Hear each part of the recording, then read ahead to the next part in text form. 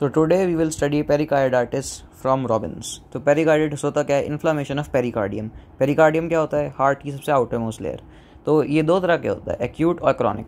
Acute में हमें total 4 तरह का पढ़ना है, सीरस, सेरोफाइब्रिनस मतलब सीरस प्लस फाइब्रिन, और एक पूरुलेंट मतलब पस, और इस साथ साथ एक और पढ़ना है हमें हिमैटोजेनिक मतलब ब्लड। और एक होता है क्रॉनिक। क्रॉनिक में 2 पढ़ने में एडहेसिव मीडियस्टाइनो पेरिकार्डाइटिस और एक कंस्ट्रक्टिव पेरिकार्डाइटिस। तो सबसे पहले हम सीरस से चालू करते हैं। सीरस पेरिकार्डाइटिस क्या होता है? ये बनता कैसे है? ये कैसे बनता है? ये नॉन इन्फेक्शियस होता है, ये बिना इन्फेक्शन के बनता है। इन्फेक्शन नहीं हुआ, लेकिन हुआ क्या है फिर? इन्फ्लामेशन के कारण बना है ये। अब इन्फ्लामेशन में या तो यूरेमिया हो सकता है, एसएलई हो सकता है, या और कोई डिजीज़ हो सकता है। और भी बहुत सारे रीज़न हो सकते हैं इसमें। जैसे मान लो अगर इन्फेक्शन कोई अपर रेस्पिरेटरी ट्रैक्ट, कोई लंग्स में इन्फेक्शन हो गया, तो उससे क्या हो जाएगा? जो प्लूरा है वो इन्फ्लेम्ड हो जाएगी, इन्फ्लामेशन हो जाएगा। उससे क्या हो जाएगा? जैसे हार्ट बीच में आता है दोनों लंग्स के, तो उससे पेरिकार्डियम इरिटेट हो जाएगा।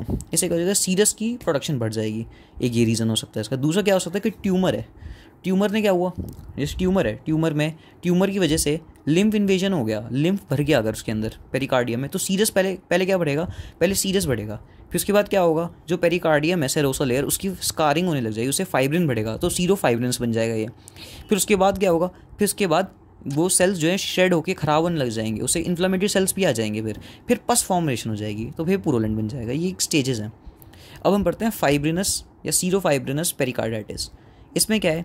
सीरस प्लस फाइब्रो एक्सुडेट मिलेगा हमें। इसका रीज़न क्या है? सबसे पहले तो एक तो जैसे ये हो गया, मैंने बताया ट्यूमर हो गया, और दूसरा माइक्रोब, कोई मान लो इन्फेक्शन हो गया। इन्फेक्शन से क्या होगा? सबसे पहले सीरस होगा वो, फिर उसके बाद स्कारिंग होगी, फिर सीरोफाइब्रिनस हो जाएगा, फिर बाद में इन्फ्लामेटरी सेल्स आएंगे, फिर से पस फॉर्मेशन हो जाएगी सेम।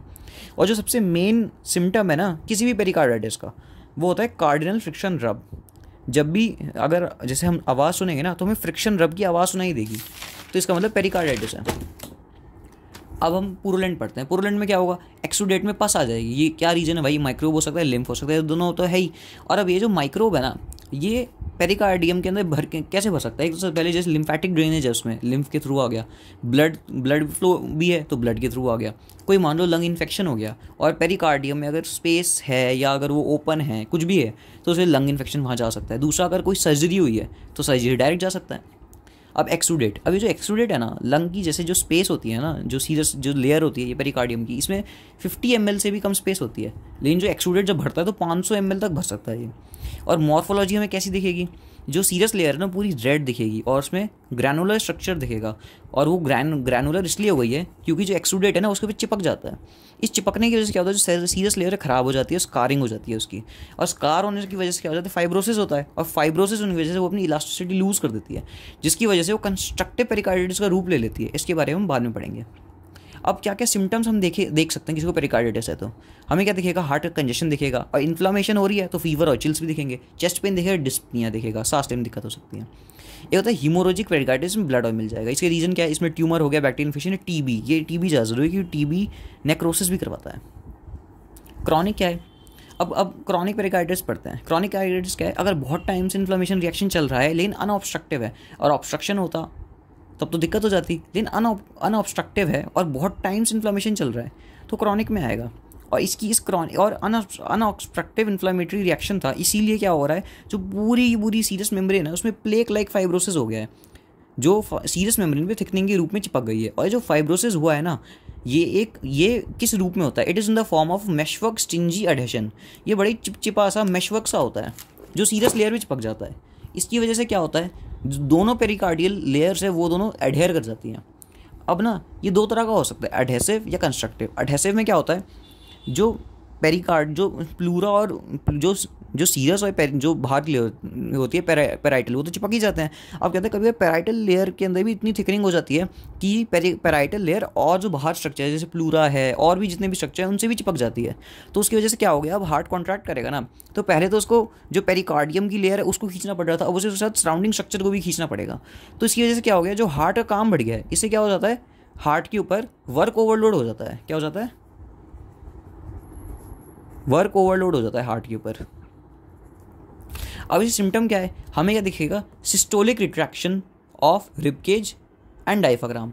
जब सिस्टोल होगा ना तो पूरा रिबकेज और पूरा डायफ्राम जो है वो रिट्रैक्ट करेगा। पल्सस पैराडॉक्सस मिलेगा, मतलब कभी हाई मिलेगी कभी लो मिलेगी।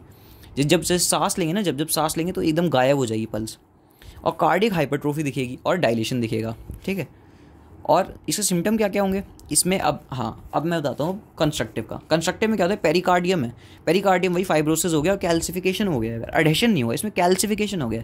कैल्सिफिकेशन की वजह से क्या हो जाएगा, ऐसा हो जैसे हमने हार्ट को एक प्लास्टिक एक मोल्ड में रख दिया हो, जैसे हड्डी जोड़ते हैं तो कैल्शियम का मोल्ड बना देते हैं, ऐसा लगेगा जैसे हार्ट को मोल्ड में रख दिया हो। इस मोल्ड की वजह से वो एक्सपैंड नहीं कर पाएगा हार्ट, तो इसकी वजह से क्या हो जाएगा, कार्डियक जो और वो ढंग से रिलैक्स भी नहीं कर पाएगा, ना कॉन्ट्रैक्ट कर पाएगा, और रिलैक्स नहीं हो पाएगा तो डायस्टोल खराब हो जाएगा, तो कार्डियक आउटपुट जो है डिक्रीज हो जाएगा। इससे एक तरह से ये रिस्ट्रिक्टिव कार्डियक मायोपैथी की तरह बिहेव करता है ये।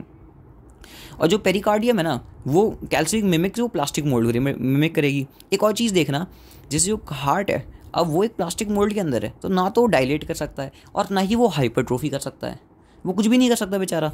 तो इसलिए इसमें हमें कभी भी हाइपरट्रोफी या डायलेशन नहीं मिलेगी। इसमें सिम्टम क्या क्या आएंगे, इसमें इडीमा मिल जाएगा, मफल्ड हार्ट साउंड मिलेगा और जगुलर वीनस प्रेशर बढ़ जाएगा। This is pericarditis.